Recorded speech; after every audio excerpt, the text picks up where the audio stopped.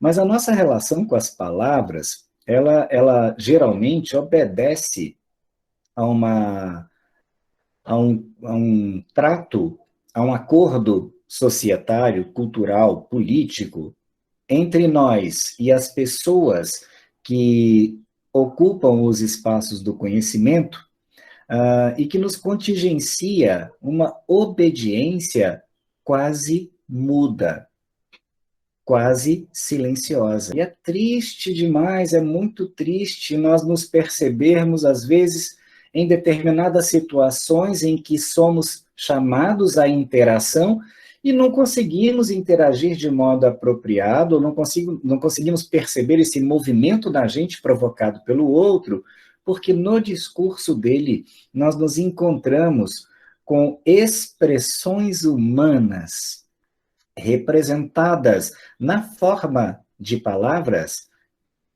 e que não alcançamos seu significado. É complicado, é aquela situação da gente ouvir a coisa mais simples do mundo e não entender nada, né? E observem, nossa relação com as palavras, elas não devem ser organizadas pelo princípio da obediência aos modos como nos condicionam a nos relacionar com elas.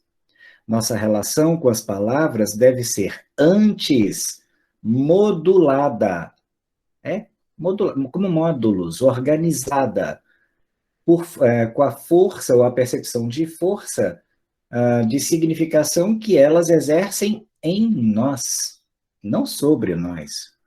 As palavras não são um ente de força fora da gente exercendo sobre nós algum poder. Não. As palavras, sejam escritas, sejam faladas, sejam nacionais, sejam estrangeiras, não importa, as palavras que nós organizamos, ou que nós, através das quais nós enunciamos, através de todos os modos discursivos possíveis, nos pertencem e nós as regulamos. A gente tem que ter conhecimento para poder gerir, mediar e pontuar nossa relação com tudo o que existe à nossa volta e que, por alguma força, razão, modo ou circunstância, opera sobre nosso corpo todos os movimentos cognitivos que nós percebemos nele. Olha que coisa grande, gente, e eu só fiz essa aula para falar sobre palavra. Palavra é a materialidade necessária, a expressão humana através dos modos de linguagem que nós conhecemos. Então, nós não podemos estabelecer com elas uma relação abstrata, porque elas têm força. A força que habita todas as palavras, quando vividas intensamente no nosso espaço cognitivo com toda a relação concreta possível, nos eleva à potência do infinito, né? Então, vamos reorganizar. Conhecimento só me vale se tiver organizado e se organizar a minha existência. Não é possível fazer isso desligado da linguagem. Professor, então nossa relação com as palavras, ela tem que caminhar na contracorrente da tradição escolar?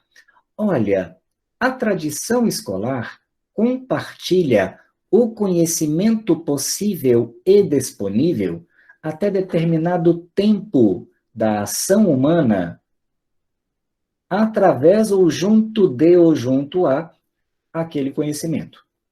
Pronto. Então é importante, todo o conhecimento compartilhado contigo é importante e compõe o seu universo cognitivo.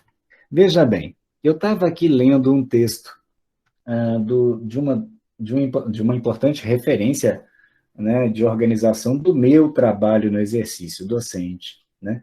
Esse é um estudo promovido pela Teresa Cristina Rego sobre toda a construção teórica do Vygotsky. Encontrei aqui na obra algo que eu achei muito relevante para hoje, né, sobre essa questão da mediação. Eu falo muito para vocês de mediação, né? Porque eu acredito e organizo a minha existência consciente de que tudo o que eu conheço é porque antes eu sou um sujeito sociocognitivo, assim como você é um sujeito sociocognitivo. Quando eu me reconheço esse sujeito humano no universo humano, eu reconheço que tudo o que me é conhecido, ou tudo o que eu opero de conhecimento, ou toda transformação que eu promovo através daquilo que eu conheço, só é possível porque você também conhece e porque nós interagimos. A linguagem, portanto, é esse instrumento de força humana, espaço de força humana que torna esse desenvolvimento, essa evolução, esse progresso, esse crescimento e essa transformação constante possível, né? Veja, Vygotsky diz para a gente que compreender a questão da mediação, que caracteriza a relação do homem, da pessoa, com o mundo e com outras pessoas, é fundamental, porque é através desse processo que as funções psicológicas superiores, aqui ele fala de cognição, né, especificamente humanas, se desenvolvem. Então, veja só, gente, o que é mediar? Né? Hoje nós estabelecemos com essa palavra uma relação de significado muito próxima de partir uma coisa ao meio. Vamos mediar. Ou então o professor e um aluno estão batendo boca. E você que se percebe num ponto de equilíbrio, se coloca entre os dois. Então você vai mediar o conflito, você vai retornar o equilíbrio. Mas, gente, mediação é muito mais. É tudo isso e muito mais. Todas as palavras que conhecemos é tudo que conhecemos e muito mais, porque elas carregam força genética, elas nasceram com um desejo humano, né? E foram ganhando forma, cor e proporção por conta de todos os desejos humanos possíveis. Mas, professor, eu só conheço um significado da palavra substantivo. Sinto muito. Você conhece muito mais, só que você não quer arrancar esse professor fantasmagórico das suas costas. A palavra substantivo, ou o termo substantivo, ou uma palavra substantiva, não é aquela que dá nome às coisas. Nunca foi. É uma explicação que simplifica a percepção de um conhecimento que, em determinado tempo da história da pessoa, do ser humano, pode até funcionar, mas ela deve dar o passo à frente, ela deve progredir, porque a pessoa se torna com mais condições para poder conhecer mais, né? E até hoje, pergunta para um professor no ensino superior, né? O que é uma palavra substantiva? Uma palavra que dá nome às coisas. Quem dá nome às coisas é gente. Quem dá nome às coisas é pessoa. Eu nomeio as coisas. Você nomeia as coisas. E nós compartilhamos esses nomes socialmente de tal modo que a gente pode não só perceber o quanto é apropriado nomear daquele modo, como também o quanto as pessoas fazem adesão a essa forma como nós nomeamos as coisas. Isso é vida, isso é linguagem em movimento, isso é ser humano em movimento, né? Isso é conhecimento em atividade. Isso é o que nos garante a condição de continuar existindo, né? Eu defendo muito ardorosamente que o conhecimento não me serve, o conhecimento não me interessa se ele não organizar a minha ação humana no mundo real. Conhecimento só serve para organizar meu movimento, minha ação. Então, minha relação com a linguagem só serve para organizar a minha ação e provocar a ação do outro, porque eu acredito que somos seres que só progredimos na interação. A gente deve conhecer tudo o que deve conhecer para organizar as nossas escolhas. Se os nossos conhecimentos nos distanciam das escolhas que garantam à humanidade uma vida melhor, é porque esse conhecimento é avesso a todo o processo ou desejo humano mais elevado. Vygotsky, gente, distingue dois elementos básicos responsáveis por toda a mediação que eu apresento para vocês como um aspecto humano. O instrumento Ó, instrumento é ferramenta, né? É meio através do qual se alcança determinado resultado, que tem a função de regular as ações sobre os objetos, e o signo, que regula as ações sobre o psiquismo das pessoas. Então, observe, nós temos que lidar com as palavras não só como signos verbais, como a tradição escolar nos condiciona. Uma palavra não é só uma forma desenhada representando sons. Uma palavra é carregada de intencionalidades, de vontades, de situações, de construções sociais, culturais, históricas e coletivas. É assim que nós podemos progredir na relação com tudo que existe à nossa volta e pode ser conhecido por força da linguagem. Veja, até o silêncio, né? Até a ausência de palavras é um ato discursivo. Mas quando você se encontra com o silêncio e percebe a intencionalidade de provocar ou projetar um ato discursivo, você transforma tudo o que aquilo significou em palavras. Observe, então, como todo esse processo de mediação é vivo, é humano e parte de dentro da gente, não do manual didático de português, não da figura que supostamente representa poder e diz que deve ser assim, né? A invenção desses elementos mediadores significou um salto evolutivo da espécie humana. Vygotsky esclarece que o uso de instrumentos e dos signos, embora diferentes, estão mutuamente ligados ao longo da evolução da espécie humana e do desenvolvimento de cada indivíduo. É aquela coisa, né, já ouviram a expressão junto e separado, né? Mais ou menos assim, né? São elementos que podem não ter a mesma compleição, mas agem juntos todo o tempo. E eu fico imaginando, gente, aqueles nossos ancestrais pré-históricos que não haviam ainda desenvolvido modos de documentar seu pensamento, seu conhecimento e suas descobertas, promovendo esse movimento quando percebe o fogo provocado por um relâmpago que caiu sobre uma árvore. Imagina a loucura discursiva que acontece naquele corpo dos nossos ancestrais pré-históricos. E de lá para cá, me fala, o quanto nós progredimos? Né? Se não foi tanto quanto poderíamos, é por conta, certamente, dos modos de organização da nossa relação com o conhecimento. Se até hoje não deu certo, ou se deu certo, mas não é satisfatório, vamos transformar, né? E vamos começar essa transformação percebendo toda essa força dentro da gente e dentro do outro, de tal modo que a gente perceba essa força não como totalidade em nós, mas como totalidade porque nós estamos com o outro.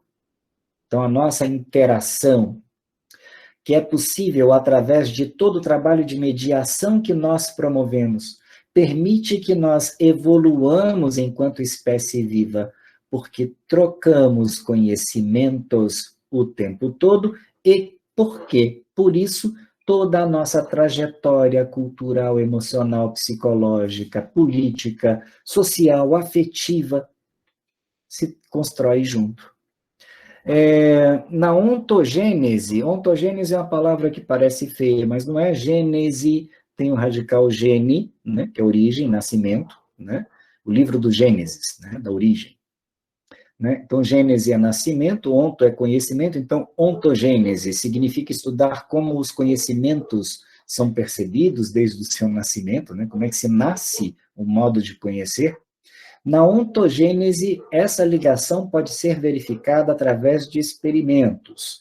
É por isso que ele e seus colaboradores realizaram uma série de pesquisas com o objetivo de investigar o papel mediador dos instrumentos e signos na atividade psicológica e as transformações que ocorrem ao longo do desenvolvimento do indivíduo. Observe, eu acabei de dizer que Vygotsky percebeu possível observar esses fenômenos por força da experimentação. Mas, gente, ele morreu em 1934. Aliás, ele viveu só 38 anos. Né? Ele nasceu em 1896 e morreu em 1934. Era um período que, para se promover conhecimento, tal como nós promovemos hoje, não era tão fácil, né? Enfim, a experimentação ainda era um instrumento, né, de força de observação. Por que que hoje a experimentação já não responde tanto? Porque a nossa relação com o conhecimento evoluiu, nós evoluímos. De acordo com Marx, o desenvolvimento de habilidades e funções específicas do homem, assim como a origem da sociedade humana, são resultados do surgimento do trabalho. Observem só esse aspecto importante do instrumento que regula as ações sobre os objetos e como isso operou na formação de todo o processo civilizatório. E perceba também por que todo o nosso processo civilizatório está entrando em declínio ao invés de evoluir, porque a nossa relação com o trabalho foi transformada à força violenta e agressiva dos modos de produção corporativos e bancários. Olha só que tristeza. É através do trabalho que as pessoas, ao mesmo tempo em que transformam a natureza, objetivando satisfazer suas necessidades, se transformam. Para realizar sua atividade, o homem se relaciona com seus semelhantes e fabrica os meios, os instrumentos. O uso e a criação dos meios de trabalho, embora existam em germe em algumas espécies animais, caracterizam de forma eminente o trabalho humano. Isso quer dizer que as relações dos homens entre si e com a natureza são mediadas pelo trabalho. E por que a nossa relação com o conhecimento, com a linguagem, com a expressão humana que compõe a nossa existência tem que ser distinta? Por que a nossa relação com o conhecimento deve ser distinta dessa? As abelhas demonstram uma genialidade incrível e uma competência matemática maravilhosa, né? Quando compõem aquela estrutura denominada colmeia para poder depositar o necessário, que acaba virando depois mel e a gente consome. Só que tem um detalhe: as abelhas podem viver eternamente e farão colmeia do mesmo jeito. Nós não.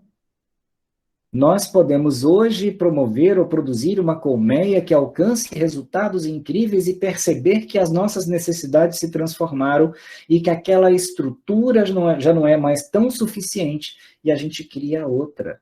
Olha como a nossa espécie tem uma potência desperdiçada na relação com tudo que existe à nossa volta. Então, quando eu falo de mediação e evoco essa referência teórica, eu faço como Vygotsky propõe, tento analisar a função mediadora presente nos instrumentos elaborados para a realização da atividade humana.